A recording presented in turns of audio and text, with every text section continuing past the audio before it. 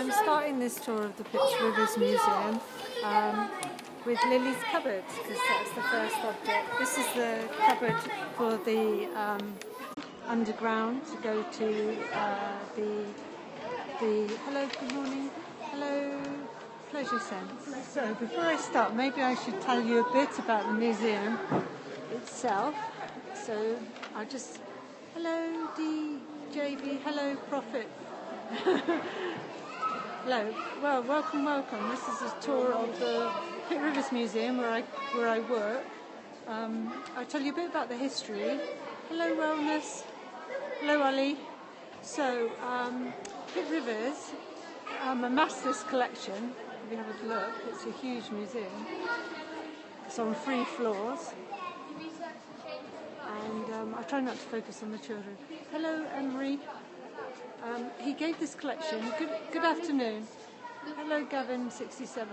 Pitt Rivers gave this collection to the museum under 4 conditions. Thank you for the hearts. The first was that his name would be above the door on both sides. The second was that he'd have a teacher, which was Henry Balfour. The third was the objects would all be displayed by type and not the country they came from. And then the fourth one was that they'd build a purpose-built building for it. So I'll just show you the top of the building now.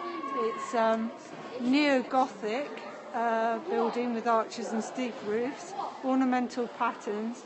It's made of an iron framework and it was built in the Victorian period, so it was quite a modern design for the time. There was lots of stations and things built.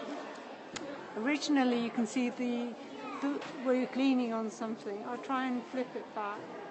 I think it's going to be alright. Okay. So, hello party world. What's this? This is the Pitt Rivers Museum in Oxford. And John Ruskin said of this museum that it was a cathedral of science, and now there was 30,000 objects originally in the original collection, but there's only 10% left on display. And I've worked here for years and years and years. Thank you for the hearts.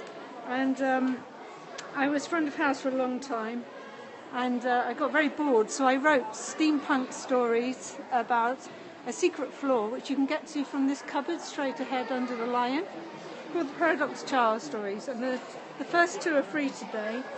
The black cases are the original black cases from the Victorian period, and these cases have all got little labels. The object's got little labels, if you have a look. And a lot of the labels are original too. But in my stories, thank you. In my stories, they've got these black cases downstairs on the secret floor, which is accessed through that cupboard. So, to tell you some more about it, Pitt Rivers was born in 1827 in Yorkshire. He followed the family tradition and went into Sandhurst in the army. And then he was made, he worked on the special Enfield rifle. There's a lot of guns in this museum, but they're all on the top floor and we're not going up there. So I'm going to give you a tour of the things that were in my story, the Pitt Rivers. So the top floor's got guns and shields and swords and things like that. The middle floor's got toys and tattoos and tools. So I'm going to start my tour. If you could spend hours there. Yeah, I have spent hours.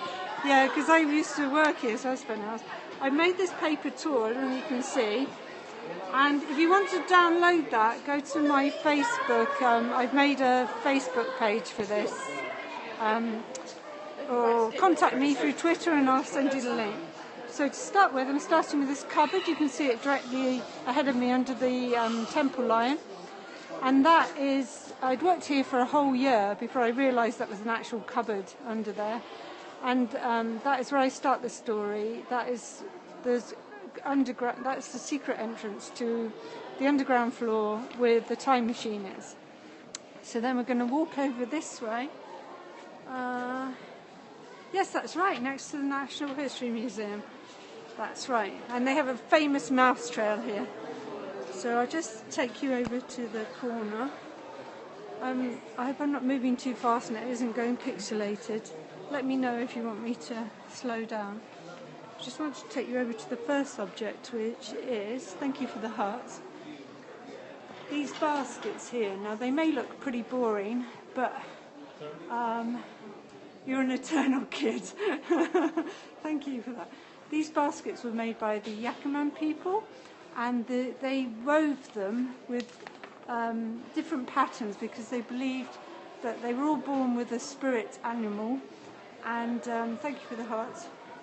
And to appease their spirits and stop them killing them, they would weave them into the basket. So in front of us we can see one here. The one at the back has got like a spiral thing. Well, that's actually a face of a monkey. So I could tell you loads about that one. But the really cool thing about this museum is there are lots and lots of things in the drawers, and that takes me to, oh, hello from Indonesia. That takes me over to this item, which is, you can see the scarab beetles. So scarab beetles, sorry about that, there's a lot of children here today. Hi from Melbourne, hello Australia, right from the other side of the world. So in the drawers, underneath the cases, there are lots of drawers, and this is one of my favourite items, is the scarab beetles. And I talk about those in my children's steampunk books, about how the children in the story come across these. Thank you for the hearts, they're just absolutely awesome. There's also some Japanese, no not Japanese, Egyptian things as well. So, on to the plan. The next thing I'm going to take you to see on my plan. So, oh, by the way, my book 1 and 2 of Paradox Child is free today. So, the next thing I'm going to show you is the lamp around here. So there's a pufferfish lamp. Oh, sorry, lady, excuse me. This lamp here, which is made out of a pufferfish, and I use that in one of the stories. The lights will go out and the ghosts come and they talk about the lamp on a thing, a visit.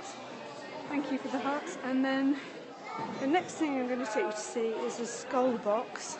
So many people here today. Oh, you can get it free on Amazon, on all Amazons around the world. Which country are you in? If you look up Paradox Child, it's books 1 and 2 are free today to download on Kindle, all platforms. This is a skull box from France, and just really, really, really beautiful. So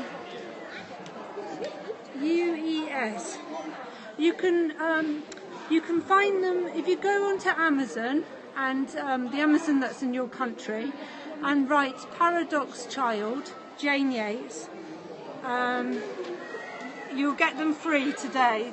Book 1 and book 2. Paradox Child, book 1 and book 2. There's 3 books.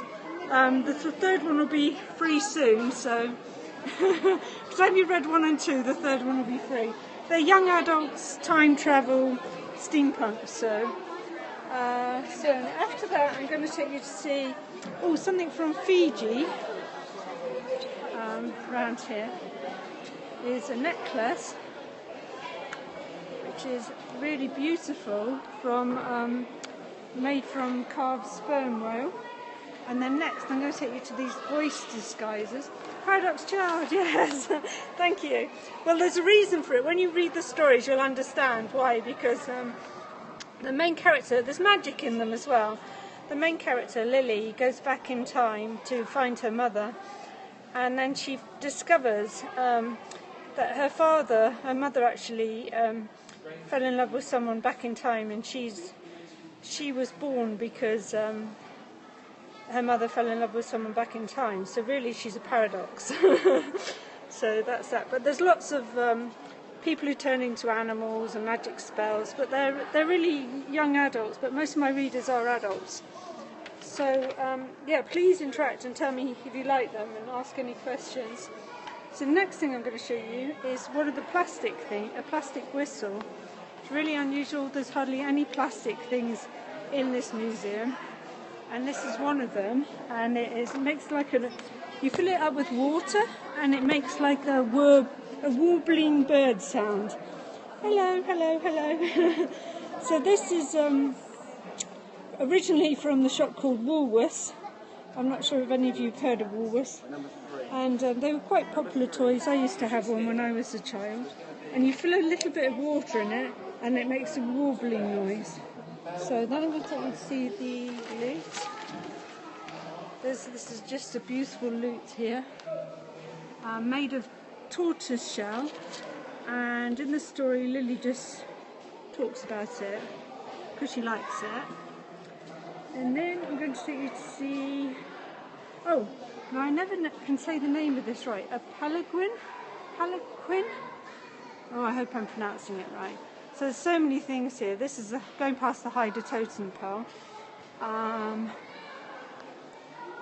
They moved it. I think they may have moved it. They've moved that. They very rarely move things, but they've moved this.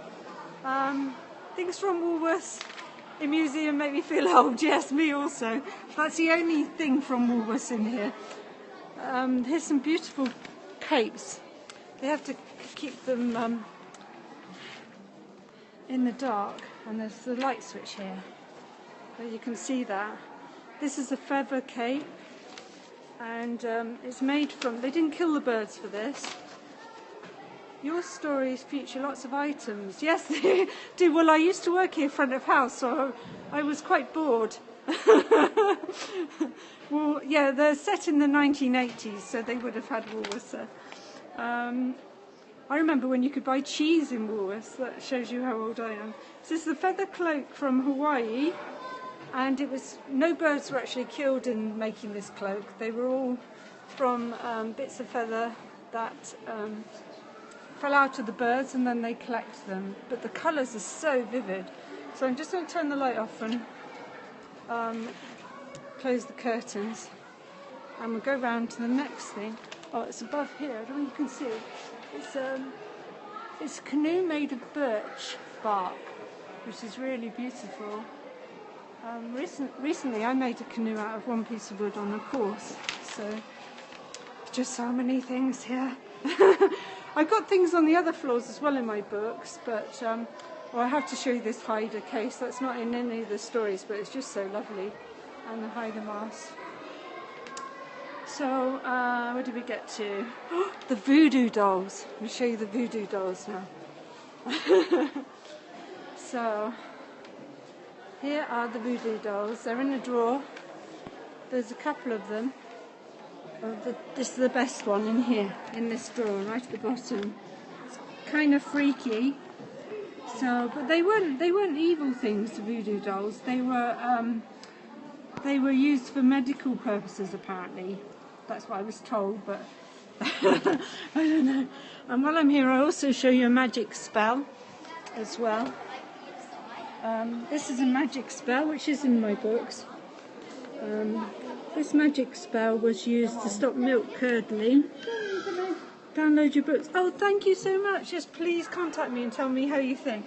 This magic spell was used, it's to stop milk curdling, but in my books, the main character's mother makes it into face cream, anti-aging face cream. So there's all sorts of charms and things here. The seahorse charms are my favourite, so I'll just show you the seahorse charms. They're just so beautiful. Look at that. So really lovely, beautiful seahorse charms. They're just so decorative. And I think we're near the end. Of the thing. So just to show you the money box. So there's another 2 floors. There's some things on the other 2 floors, but so this is the money box, which is it's made out of all recycled material from. And the people in it are all people who had something to do with the museum. So I can tell you who they all are. It's just moved then. Yes, it does move, which is a little bit freaky. And the eyes glow as well. So this collecting box by Tom Hunkin, and it gets 5,000 coins a year. and it works on coins and sensor, recycled dark wood, railway sleeper, and it was cut on a bandsaw. The electrics came from a scrap yard. The motor's controlled by a microprocessor, which has been reprogrammed. Tim Hunkin is moving again. Was influenced by the Pitt Rivers collection, and the people he made the people by hand out of bits of wood. So starting at the back, that one there is General Pitt Rivers, and then next to him, the darker figure, is Robert Ratby, who was a fearless hunter and a photographer. And then the one with all the beads on, that's just pointing at you now, is a Maori. And then the tall one next to that Maori is Henry Balfour. He used his own money to buy a lot of the collection, and the library was named after him. And then this one here with the beard is Dr. That one there with the bag is Dr. Schuyler Jones, who was the director in 1985, and is rumoured that Indiana Jones, the character, was named after him. Then next to him, the one with the beard, is Edward Taylor, who was the first anthropology lecturer in Britain. And then down at the front is Beatrice Blackwood, the rather chubby lady. Hello, hello, hello. And then next to her is Margaret Kingsley, I don't know if you can see that, who nursed her parents until she was 30, and then she went off to deepest, darkest Africa. So, yeah, you can see why I found so much story. See that one there? She's got a little cat, and she took that cat with her on all of her journeys. So I think that's just got all the objects. Oh no, I've forgotten to show you this one. This is probably the most important one. And these are the masks, the no masks from Japan, and they're the very first objects that I chose to for my characters to time travel into. So the mother's lost back in Japan and back a long time ago, and then the daughter Lily has to go back in time, and she does that by using another copy, because all of the things in the black cases here in my story are downstairs on the secret floor, and they use those items as like anchor points to go back in time. But there's obviously lots of steampunk and magic involved as well. But the good thing about these no masks is the most beautiful ones with the hair. Oh, thank you for tuning in. It's really, I love sharing all this stuff. I could talk about it all day. So the most beautiful no masks are the ones where the hair is tidy and they, are pure young girls. And then the ones with slightly messy hair are slightly older women. And then these ones here, thank you. These ones here are actually women as well, but they're jilted women that have not, turned up at the marriage, and then the groom didn't turn up, so that's why they've turned into the sort of demons. And then those ones there are ghosts at the back, those. So they're really, really beautiful. But there's so many masks here, spooky. Yeah, there are ghosts in my story as well. There's ghosts and spirits and evil people who turn into crowmen and witches and Reiki and just about everything you can imagine, really, and probably more. So anyway, I'm going to go end this now and go home and have a cup of tea and a piece of toast. How old are the masks? Oh, they're really old. Not actually sure. Oh, 1879. But later on I'm going to Divinity College, where the Harry Potter film was filmed, and I'm going to do a periscope from that. So please tune into that. Thank you so much. And if you follow me, I'll follow you. Yeah, thank you. So if you follow me, I'll follow you back. Thank you again. Bye.